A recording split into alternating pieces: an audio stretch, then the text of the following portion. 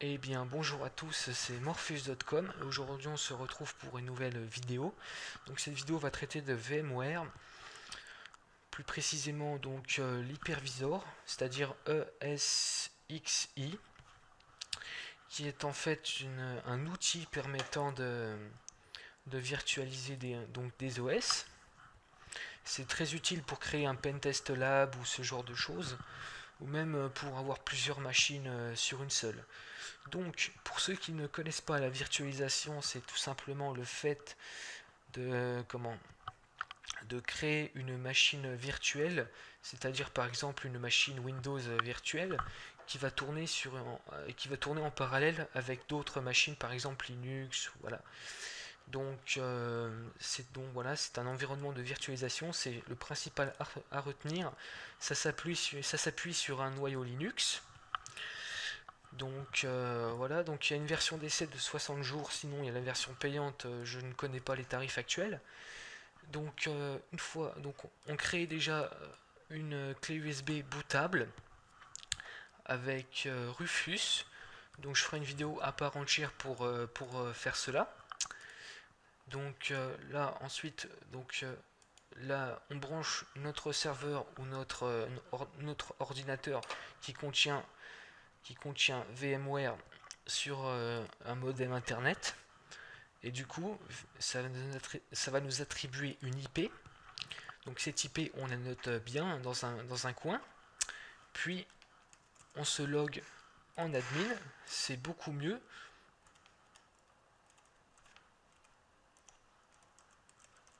Voilà. Donc là, je log sur mon serveur qui n'est pas dans la même pièce. Donc là, ça m'affiche un certificat. Donc ça, c'est pas très important.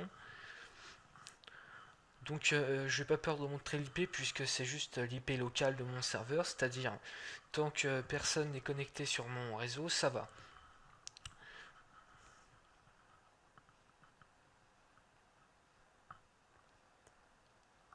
Donc entre autres avec la suite VMware où nous avons aussi le vCenter Converter qui permet tout simplement de convertir des, euh,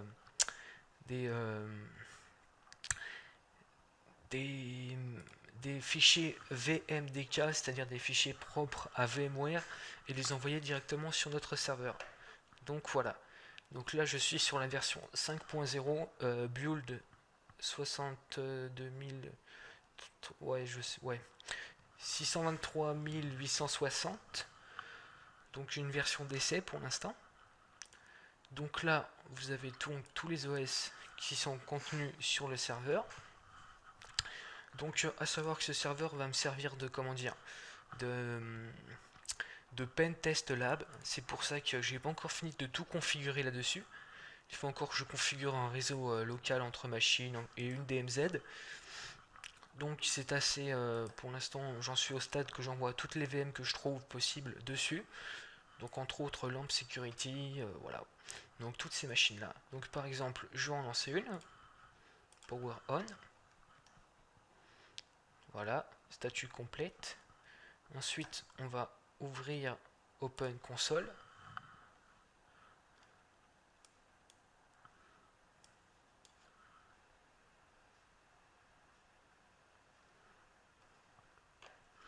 Voilà, donc là j'ai une machine Ubuntu sur mon serveur donc ce qui est bien avec le client VMware, c'est que bon, je vais fermer la console parce qu'il n'y en a plus besoin. Je voulais juste vous montrer que bon, j'ai tout un tas d'OS et qui sont parfaitement configurés pour l'instant. Donc ce Maui. Donc là, on a donc toutes les caractéristiques du serveur.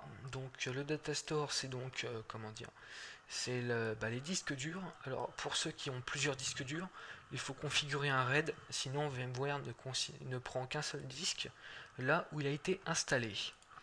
Donc là vous avez les allocations de ressources. Donc guest memory, voilà, donc ça c'est en clair ma mémoire. Donc voilà. Ensuite là vous avez donc les performances pas spécialement en temps réel, mais c'est pas très important ça. Là vous avez donc les events, voilà, bon, un peu une sorte de log. Donc voilà. Alors par exemple je repasse sur la case de l'hôte, de le host. Donc voilà, là on a donc un petit aperçu. Voilà, donc là on a les ressources. Donc j'ai un total dessus de 32 Go de mémoire RAM. Sachant que j'ai un serveur qui peut en supporter 128, donc j'ai de la marge, et 4 processeurs. Donc là c'est écrit 8 CPU, mais en fait c'est le nombre de cœurs en fait, vu qu'il y a 2 quad-core d'installer dessus, ça me donne 8 CPU. Donc voilà. Donc là par exemple j'utilise pas mal de mémoire. Enfin non, ce que je sais plus combien j'en ai attribué pour celle-là. Enfin c'est pas très important. Donc là vous avez les performances, j'en ai déjà parlé. La configuration. Donc voilà, le serveur c'est un IBM 3850 modèle 2. Donc vous avez donc les processeurs, donc tout est normal, donc il n'y a rien d'alarmant. Si par exemple j'ai un problème sur les ventilateurs, je vais en être informé. Donc là on peut voir qu'il y a bien 6 ventilateurs. Donc tout est normal. Power, voilà, 49%, pardon. Température des deux CPU, 29 Front-board panel. Donc la température ambiante est de 29 degrés. Donc ça fait aussi fonction thermomètre. Donc là, on a donc tous les utilisateurs.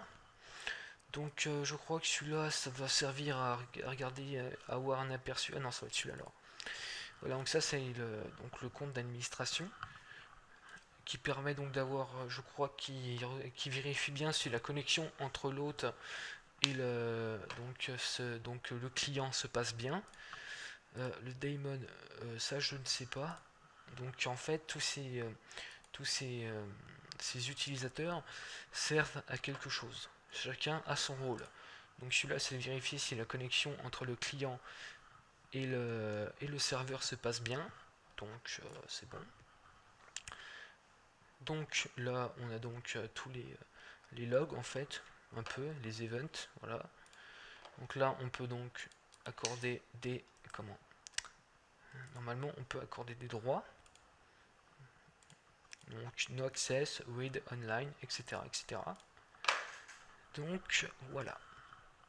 Donc dans l'inventaire host, on peut ajouter ou enlever des machines virtuelles. Donc là, enter maintenance mode, ça va permettre donc d'éteindre le serveur.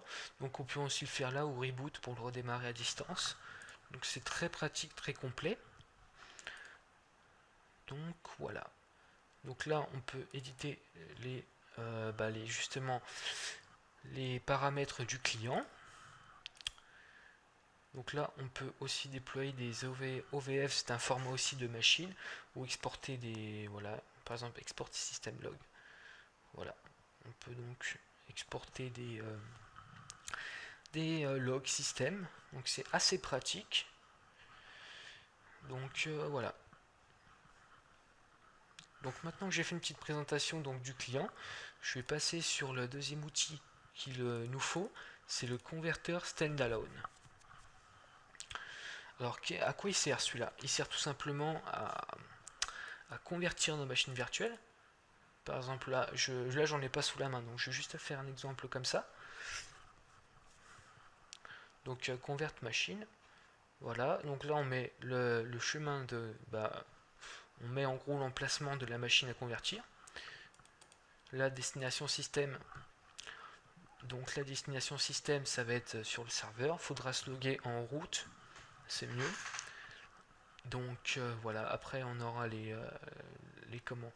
Le SEMAWI, ça va être pour les performances, les allocations de corps pour les processeurs, enfin tout ça, disque dur, RAM, voilà. Yes. Donc voilà, on a aussi un panel d'administration. Donc là on peut se connecter sur un autre serveur, donc voilà.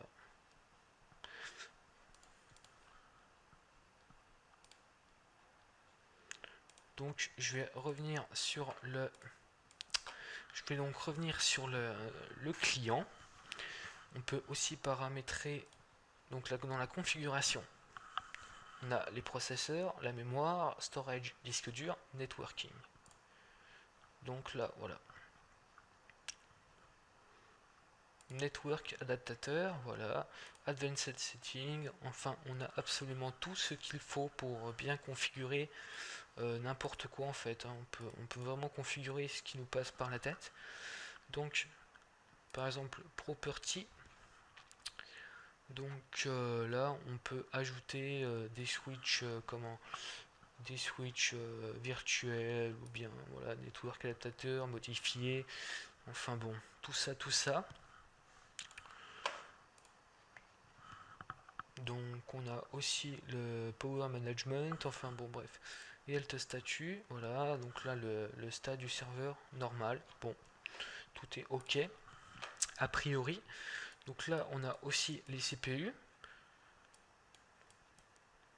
donc deux processeurs socket, 2, voilà, logical processeur 8 cœurs logique donc.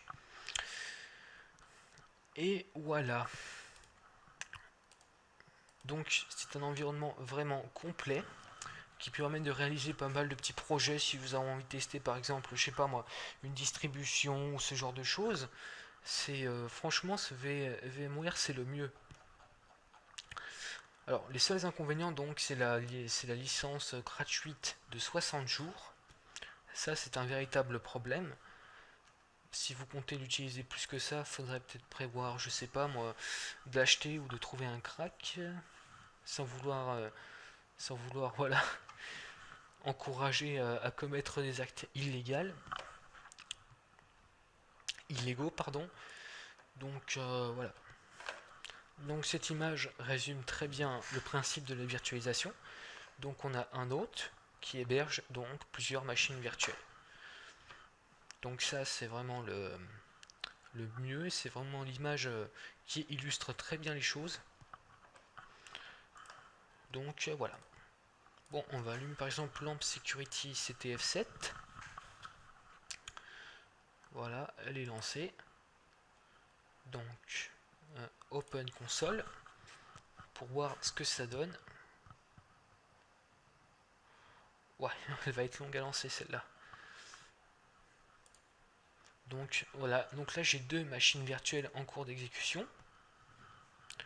Donc si je retourne voir les stats du serveur, performance, non c'est en cours.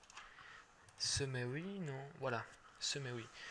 Donc là j'utilise bon un peu de RAM, pas tant que ça, je suis à peu près 800 mégabits pour pour deux machines virtuelles pardon.